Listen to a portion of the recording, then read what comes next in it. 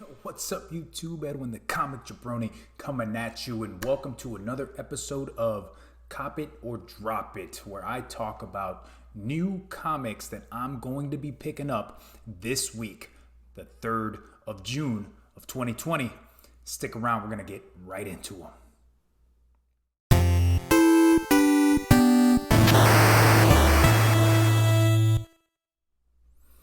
Yo, so welcome back, guys. And like I said, my name is Edwin, the Comic Jabroni, and today's episode of Cop It or Drop It is for New Comic Book Day of the 3rd of June, 2020. Now, this series, brand new series that I just started up about 2 weeks ago, I'm going to talk to you about some books that I am looking to pick up this Wednesday because I consider myself a Wednesday warrior. So with New Comic Book Day kind of gearing back up, right? We're starting to get these new comics coming out every Wednesday. Things are still a little rocky. Last week we had Marvel come back, but Marvel has decided to take every other week off. So this week there will not be any Marvel books on my list.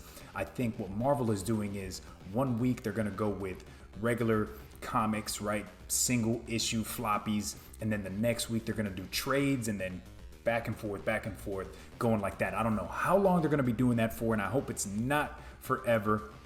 But yeah, that's what we got there. But we still have DC coming out. DC's been a little rocky as well. There are shops across the country that are not getting the books that they've ordered. There's other shops that are getting shorted of the orders that they did, put in. But we are getting independent books. So we do have Dark Horse, we've got Image, we've got IDW. I don't know why I had a brain fart there. So that's always good. But this week it looks like I'm only grabbing 3 DC titles, 1 indie title, and then I will talk to you about a cover that I really like. As far as speculation goes, again, this week, it's kind of weird. I don't see a lot of spec heat. I also went on the Key Comic Collectors app because they kind of talk about key books that are coming out every week. And what I saw in there was like some number ones that might pick up a little steam, and we can talk about that at the end of this. There's some DC titles that are going to have maybe a new villain, maybe a new team. But again, teams in this day and age, villain team or hero team, don't really seem to amount to much. So as you can tell right here, I am on the Midtown Comics website. I'm not a fan of ordering from Midtown, and I say it every week, but I do enjoy using their website because they kind of streamline things, making it very easy to see what books are coming out, who's the artist, who's the writer, what covers are coming. So that is awesome. Let's get into the first title, and that's going to be from DC. This week we have Catwoman, the 80th anniversary 100-page super duper spectacular number 1. So there's a ton of covers for this, guys. Choose the cover that you like the most. I do not see anything happening in this book to where picking up multiple copies of it is going to benefit you. Pick up the cover that you like the most. This is the one that I like. This is cover H, and it's done by Jim Lee and Scott Williams. I am a huge fan of the way Jim Lee draws Batman, Robin, Catwoman, everybody in the Bat family, as well as his rogue villains. I can show you it is a $9.99 cover price on this, and there's going to be various artists and various writers, just the same way that they have done with Detective 1000 and Action 1000 and Robin's 80th anniversary. And I know in like 2 weeks from now they have the Joker's 80th anniversary coming out, so that's going to be super cool. This is what the A cover actually looks like, and it's done by Joelle Jones, and I know there's a ton of people out there that are super big fans of Joelle Jones. If this would load up, it doesn't look like it's going to load up for me. But yeah, if you're a fan of Joelle Jones, or if you're a fan of Adam Hughes, who else is on here? We got Art Germ doing one. We got Frank Cho, J. Scott Campbell. So, this 80th anniversary for Catwoman is running the gamut of awesome artists. So, and it's going to be decades, right? So like the 30s, there's a 40s, a 50s, or not 30s, a 40s, a 50s, 60s, all the way up until the 2000s. So again, guys, I would suggest copping one. If you're a Catwoman fan, if you do not care about Catwoman, leave it. So, or drop it. Cop it or drop it. Next book up for me, gotta be, I'm so happy that this is back, guys. Detective Comics, issue 1022, written by Peter J. Tomasi. Artwork is done by Brad Walker and Andrew Hennessy. Man, I am so happy that this Detective is back. Detective, for me, in my opinion, has been the better of the two main Batman titles.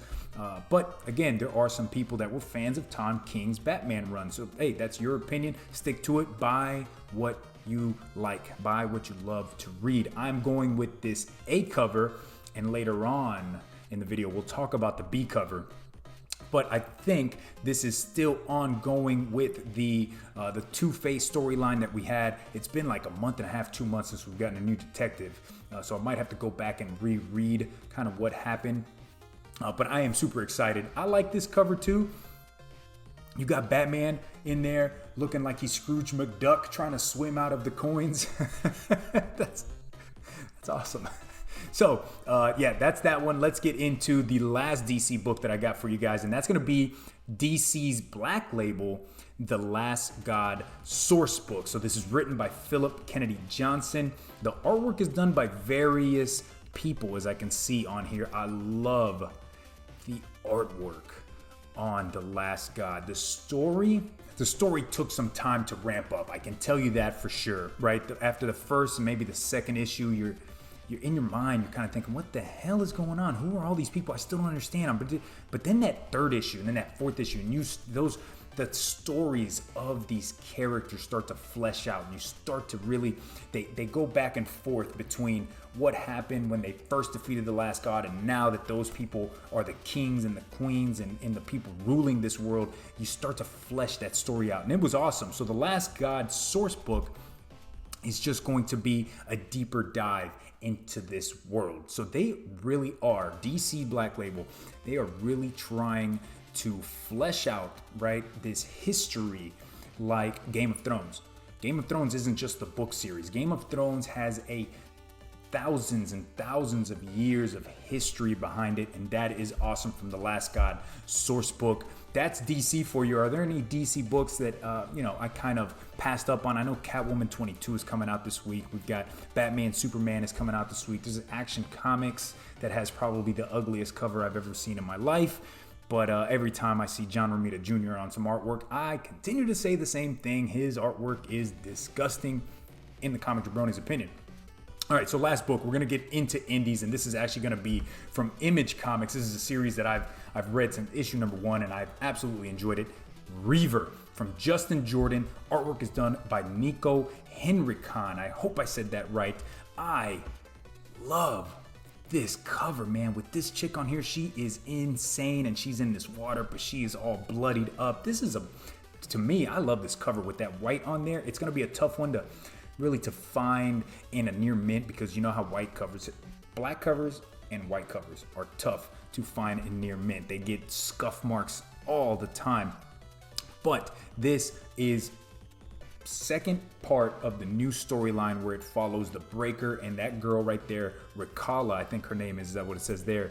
And they are kind of off on their own thing now. That Suicide Squad from the first 6 issues, I don't know where the hell they're at, but you got these two from that Suicide Squad. Now they're in this new town, kind of having figured things out.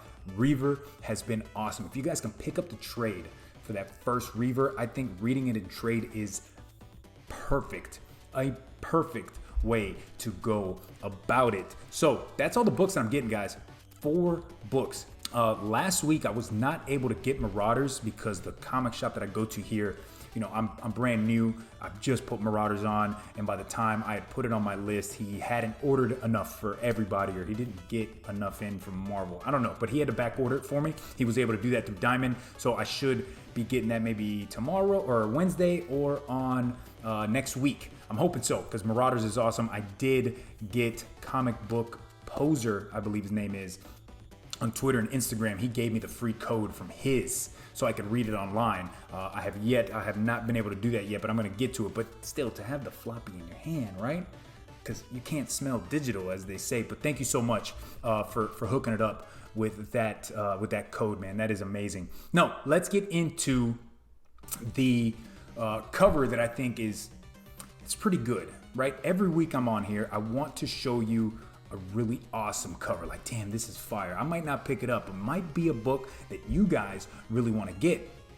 And this week was tough. Man, I went through this list like 3 or 4 times. Like, damn, which cover is really, like, there wasn't one that just stood out to me. But I finally decided on Detective Comics issue 1022. This is the Lee Bermejo cover. This is a super creepy cover, right? With that black, and then you got the Two-Face, and I mean, it's so ultra realistic. Lee Bermejo's artwork is like that. Very ultra realistic, looks like a photograph. But what really put me on to this cover, because I had to look at it for a little bit, but it's the coin. And as you can see on the coin, there's Batman's face on the coin, right? So not only did he scratch out the coin so he knows when he flips, one side's good, one side's bad, but he has Batman's face, the cowl on one side. I thought that was awesome, guys. Now, this cover, though, is $1 more than the regular. The regular is a $4 book. This, because it's going to be a cardstock cover, it is $4.99. As you can see here, it's also a Joker War tie-in. So there might be some SPEC in there.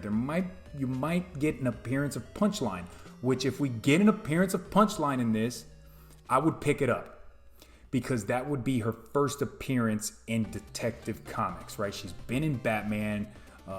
What else? I think Batman is the only one that she's been in. And I know my boy Perry Comics always says a character ain't really in the Batman universe until it shows up. That person shows up in Detective Comics. So if Punchline shows up in Detective, pick that up, guys. That will be some SPEC heat for sure on that one.